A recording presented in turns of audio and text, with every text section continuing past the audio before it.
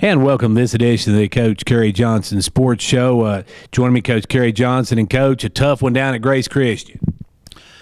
Yeah, well, we came out and we played well defensively like we have all year, and should have been in there. We left a couple scores on the field there in the first half. If you go back and look at film, we had three plays that were touchdowns that we're missing. One guy missed one block, and even on the quarterback sneak we ran on a 4th and 1 early in the I think it was early in the second quarter, or it might have been towards the end of the first quarter. We get a block on the end. The end actually makes the tackle on a quarterback sneak, or Barger would have scored a 40-yard touchdown on that quarterback sneak, and that's why we stressing that every play matters, so you can't take a play off, no matter if it's a block way outside where you think there's not going to be the guy's not going to be involved in the play. He could be involved in the play, and he made the tackle. Well, we'll take a look at that game. Plus, we'll look ahead to this week's region matchup. It's Carthage at Carthage. We'll talk about the whole when we come back. For more than a century, Union Bank has been serving the people of Fentress County. Now, as we begin a new chapter in our history of service, we want to take this opportunity to reassure you that while our building may be new, we're still the same friendly people you have known for years. Union Bank, the same people, the same goals, and the same commitment to you. Union Bank, your locally owned hometown bank for more than a century, growing to meet your needs. Equal Housing Lender, member FDIC. Back here with Coach Kerry Johnson and Coach Grace Christian Academy. They came out early. You were able to play with them. And then the second half, they started throwing the ball all over the field. Yeah, we like I said, we should have went in at halftime at the worst 7-0, and we gave them a turnover down on our end of the field and let them have an easy score to go in 14-0. Of course, second half we lost Barger. Our quarterback Dalton Barger got injured and he was done. And so we had to move some guys around in the secondary, and because he's also the mainstay in our secondary. People don't realize he's as valuable in our defensive side of the ball as our offensive side of the ball. And so we had to move some guys around. And they were playing a little out of position, and we struggled and didn't move the ball enough in the second half to keep them off the field. Coach, you mentioned the injury to Barger. Tell us about that injury. It's collarbone, shoulder. He has been to the orthopedic doctor yesterday, and he's wanting to wait and kind of check it out again in about a week. He doesn't want to do surgery on it, but Barger is probably done for the year. Coach, this is the second time that this has happened against Grace Christian Academy for Dalton. Yeah, his mom said don't schedule them anymore. That's what his mom told me. So, but yeah, it's sad, guys, for 3 games into the season and you're done, and this happened to him 2 years in a row, and now he's going to be down to his senior year, and he didn't get a lot of games. Coach, you had another injury. I think Zach Gibson went out. Update us on him. I think he's kind of like a contusion. I think he got just a hard hit right on the knee when he was playing it a little bit there, and he's a little gimpy, but I think he's going to be okay. It's more like a bruise. One of those things that hurts like crazy when it first happens and it eases up. But it hit him so hard, the guy that hit him with his helmet almost got knocked out on the play. So he took a hard lick on his knee, right on the head of his knee there. Coach, on his game the other night, once Barger went out, you brought in Lefevue. Miles hadn't taken any snaps. He came in, gave it a valiant effort, but just a Grace Christian, that showed why they're the number 3 team in the state in the private school division. Yeah, they think they got a shot to win the whole thing, and I'm sure they do. And, we did not work Miles any at Dalton took all the snaps at quarterback last week. We're going to try to work both our freshman quarterbacks this week. Bryson Bilbrey he's going to see some playing time to it at quarterback, because we got to be more than we got to have another guy ready. And, Coach, you also got to get another guy ready for that secondary. The Miles will have to go back there and fill in for Barger back there as well at the safety, and we're going to move a couple other guys around in the secondary too, and we're disappointed a little bit in some outside linebacker play this week, so we're going to do some stuff there as well. Coach, as you look back at that game offensively, your guys just can never seem to get into a rhythm. The best rhythm you had was when you was using your bigger jumbo package. Yeah, well, Benny's going to be playing. He'll be playing some fullback for us all year like that. It comes down, like I said, in running the type of offense, running a triple option offense, you have to. It's a true team offense, and everybody has to do their assignment. You can't pitch the ball to this guy and let him go. Everybody's got blocking assignments every single play, reading assignments, and you can't take a play off. And so, we have to block better. Coach, 3 games in, you have to put a touchdown on the scoreboard. It's got to be frustrating. It's extremely frustrating. Our 2 field goals in 3 games. If you'd have told me that the first of the year, I'd have said you're crazy. And to have a win, even with that, is pretty amazing. A testament to what our defense has done as far as that goes. But yeah, we got to put a drive together, and it's not necessarily in high school. It's not about drives as much as it's about getting that big play. Because a lot of times you see what happens when you drive the field in high school. You're going to make a mistake. You need the big plays, and we got to have the big yardage plays. Well, the Dragons going to need the big yardage plays this week. They got a very important region game. We'll talk about the Smith County Owls right after this. For more than a century, Union Bank has been serving the people of Fentress County. Now, as we begin a new chapter in our history of service, we want to take this opportunity to reassure you that while our building may be new, we're still the same friendly people you have known for years. Union Bank, the same people, the same goals, and the same commitment to you.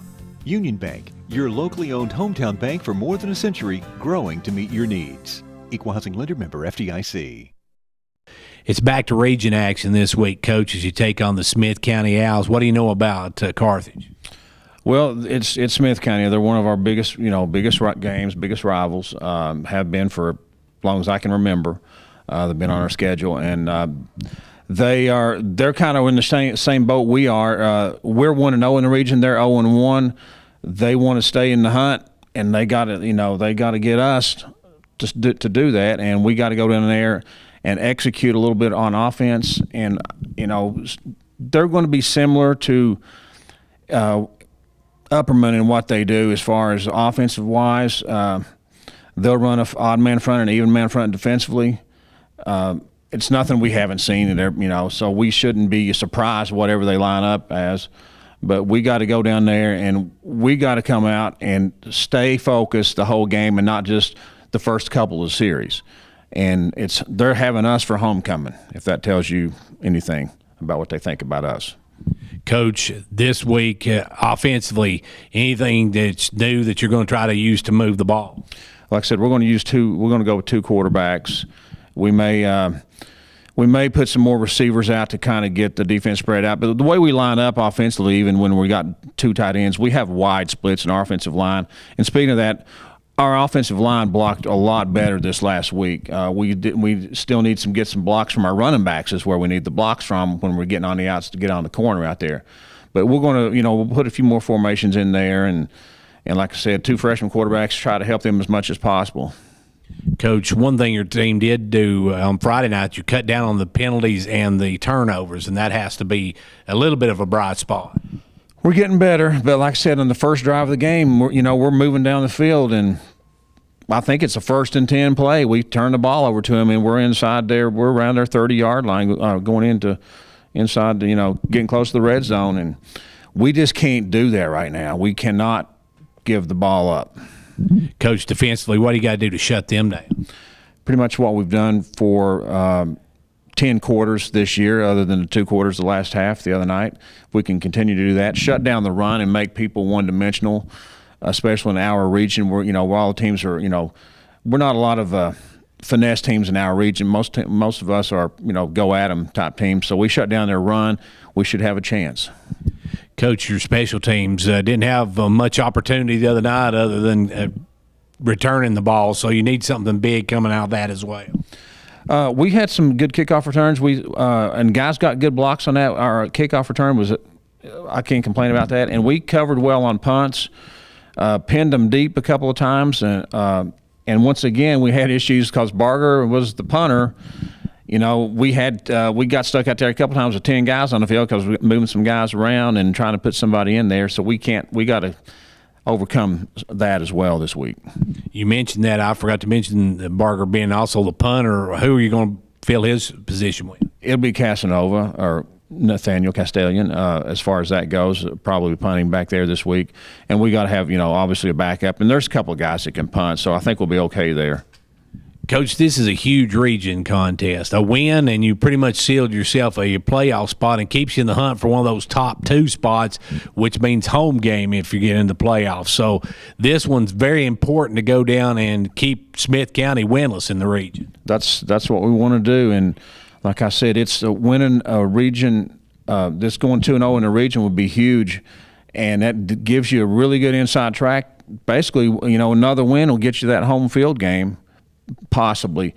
And our goal is still, we haven't changed our goals. Our goal is winning season and a region championship, and it's still there. And, of course, making the playoffs. It's all still out there for us, no matter that we are sitting 1-2 overall. We're 1-0 in the region.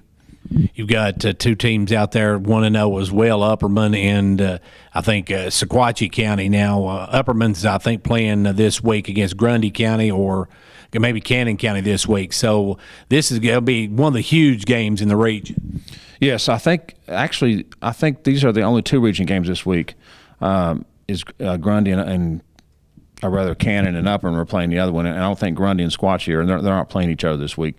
So yeah, this is we're the top region game, I'd say, as far as that goes. And it's always Smith County is going to have no limitations on their attendance as far as we know, so everybody can go. It's not going to be the typical thing that we've had to deal with here. So we hope we can bring a good crowd in there and everybody can go see us this time. Coach, give us some numbers to watch for from Smith County. Well, like I said, I don't pay a lot of attention to numbers. I'm watching basically lineup. How they line up defensively more than anything. They are solid across the front. I think they may be a little suspect maybe in their secondary. As far as offense, they got a running back, a number 35, I believe. Don't know the kid's name. He runs the ball hard. Every time he's got the ball, they spread the ball around quite a bit, kind of like we do, as far as that goes. So he looked like the key runner.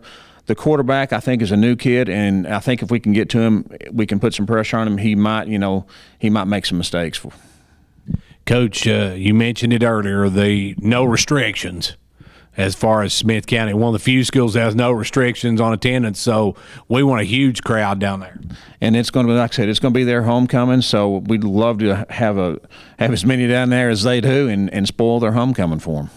Well, Coach, I want to thank you for joining us, and best of luck as you head to Smith County on Friday. Appreciate it, Gary. Thanks. That's going to do it for this edition of the Coach Kerry Johnson Sports Show. Be sure to join us Friday night as we'll be down at Smith County as the Dragons take on the Owls in a huge region matchup. So come on down and support the Dragons. No limitations as far as COVID regulations down at Smith County. So come on down and support the Dragons. Until then, for 15104 Sports, I'm Gary Clark. See you at the game.